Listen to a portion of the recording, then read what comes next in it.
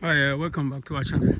In this video, I'm going to be talking about, the future of agriculture or the future of farming, in Africa or in the whole world. You know, this, I don't know, as you guys can see over here, we have corn over here. Is for one of my friends in the UK. So, and plus you can see all over here, we have corn. This is part also is mine, is my corn, like over here. Basically everything boils down to, agriculture, and food, and those things. And plus, one thing that I realize is if you don't become good at what you do, you know, you don't usually go nowhere. And I want to show you guys something about this particular corn that we have over here. So look at this corn over here. Look at the leaves. They are basically about green, like yellow. And then look at the ones over here. Very, very green.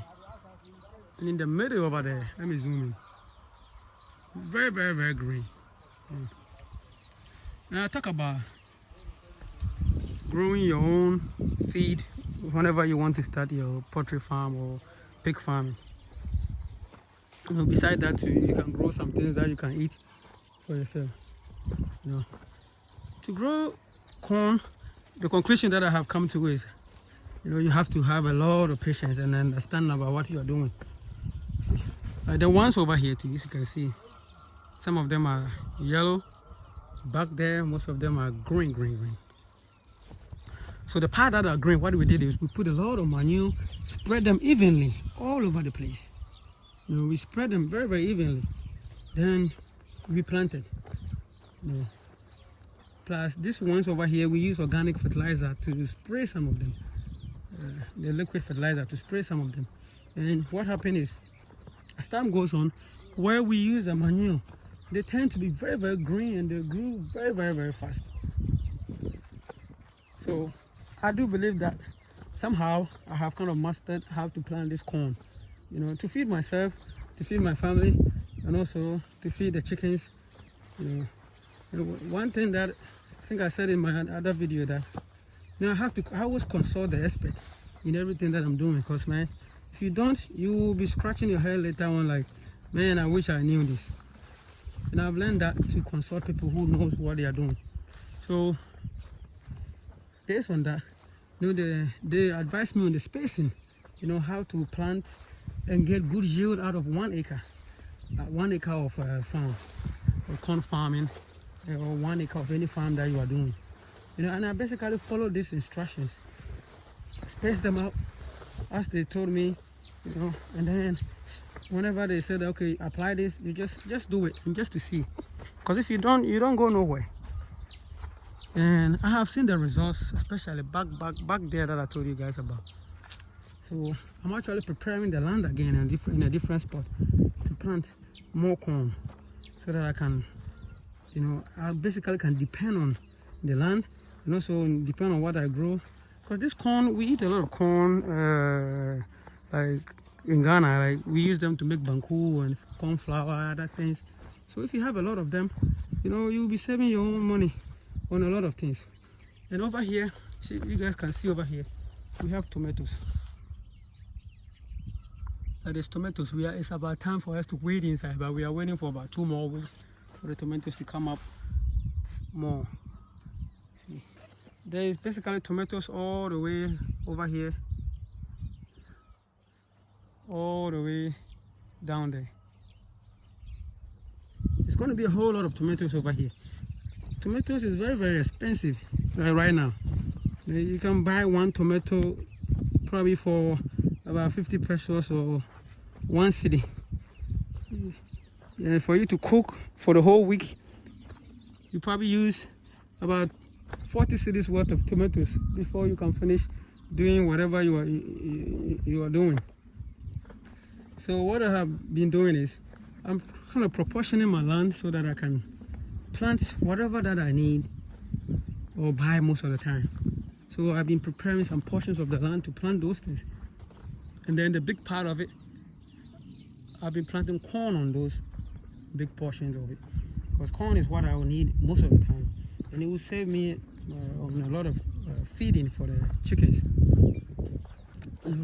So like all over here is the tomatoes. Yeah, let's go over here and I'll show you some of the corn that we harvested and what I'm also doing over here. You know, the thing is, if you don't, there are some things that if you don't do it yourself, trust me, nobody's going to do it for you. And it's not easy just doing them.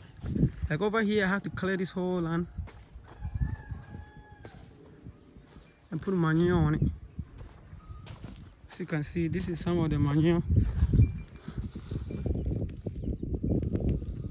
I'm just waiting for the rain. Then I'll plant the corn. This I'm going to use the spacing that I talked about.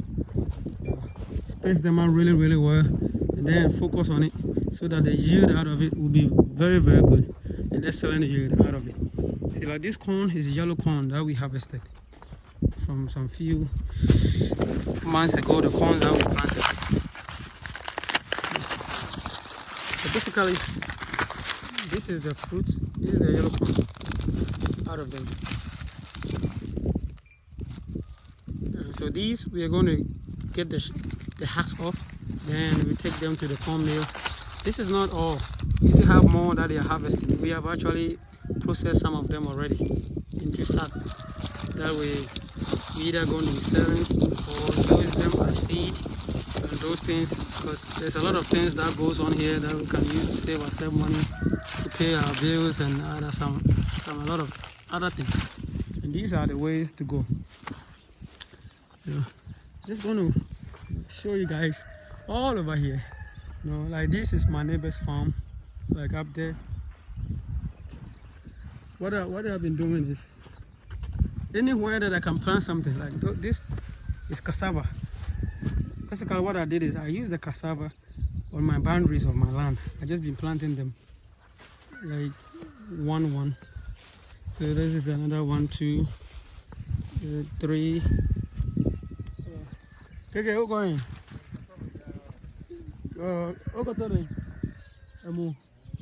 Oh, my catch the Chris is on top of him. Okay, all right. So I was talking to one of my workers.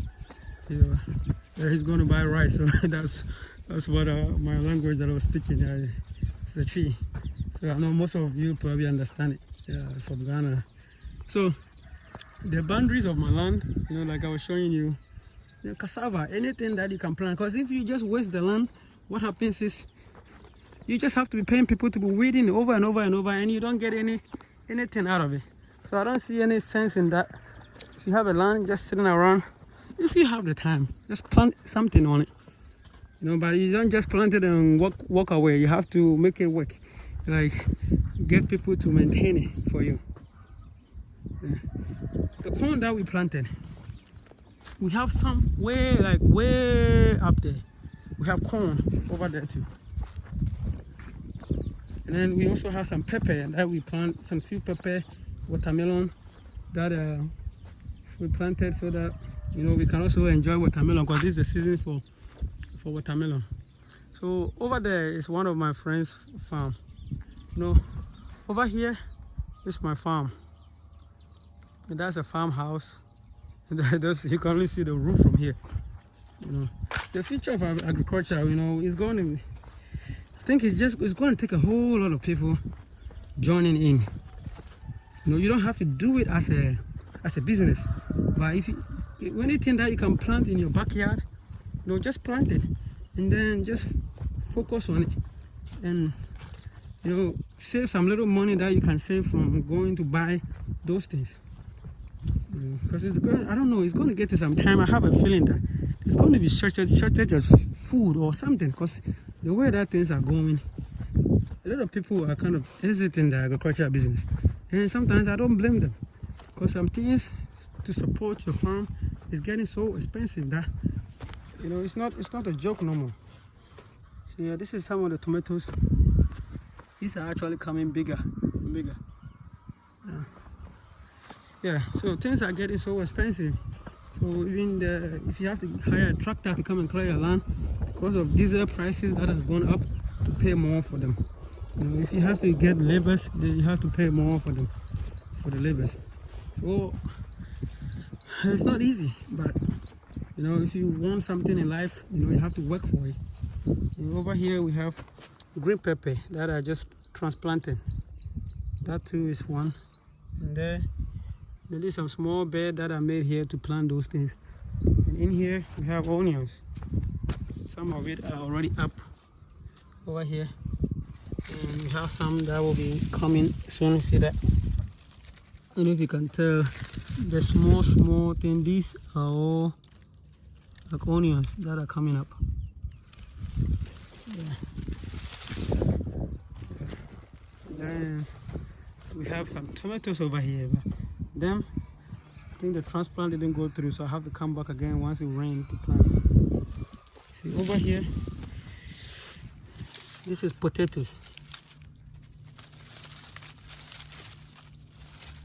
Yeah, this is potatoes. That's the vines. And over here, this is watermelon. You know, that we planted.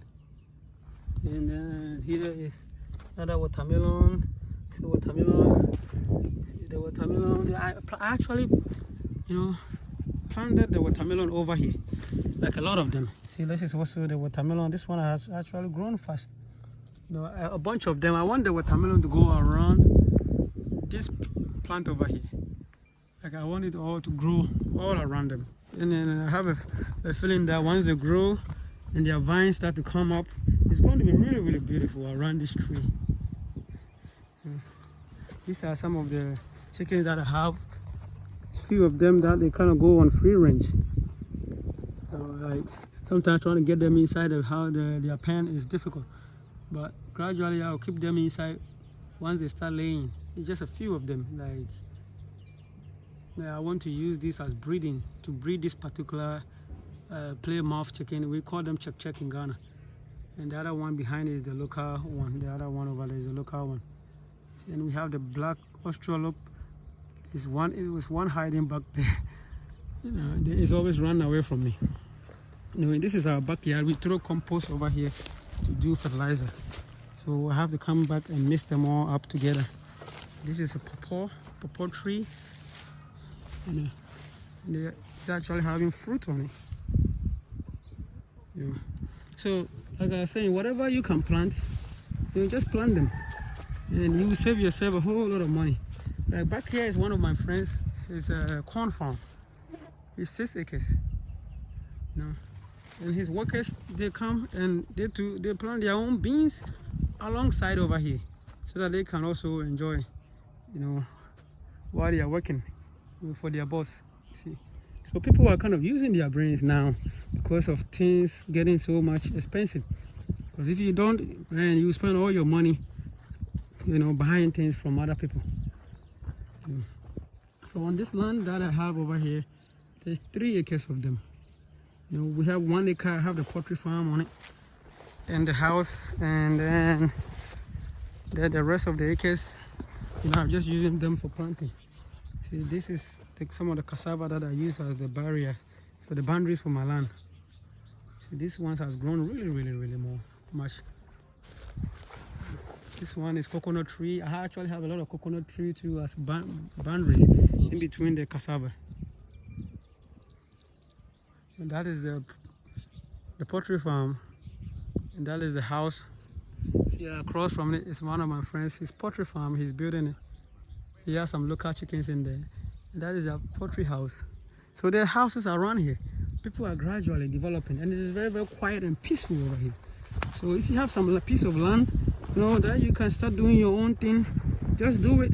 And also, you know, you can be doing your own job on the side and be saving some money. You know, when you plant, it's not just going to take one day then they grow. No, it takes time. You know, you have to get manure, you have to get fertilizer, get it, use them, make the farm very beautiful. Like this one over here, it took me a while, but I cleared the land, and it's looking good around here. See, when I plant, I know for sure the corn that I'll plant here is going to grow very fast and tall. and I'm going to use the spacing that the agriculture people prescribe. So thank you guys for watching this. I hope this will help somebody to make some decisions that they've been pondering on. If you have some land, yeah, especially if you have it in Africa and you want to do this thing, just stay focused on it. Don't leave it to anybody to mess it up for you, because it's a lot of money into agriculture. So you just have to know the person who's doing it is focused and will do the best thing for you. Thank you guys for watching. Please like our video, share it, and subscribe. If you have any question, let me know. Let me show you guys one more thing. Over here we have our incubator over there. We've actually been hatching a lot of chickens in there nowadays. So if you have some chickens that you want to hatch, in Ghana, you can bring them. We will hatch them for you, and we will, of course, we will charge you for them. You can also come and buy some day old chicks from us. People come here and buy some few. We don't have a lot, but few, maybe 100, 200, 150. Those, as time goes on, we will increase them. Thank you guys. Have a good day.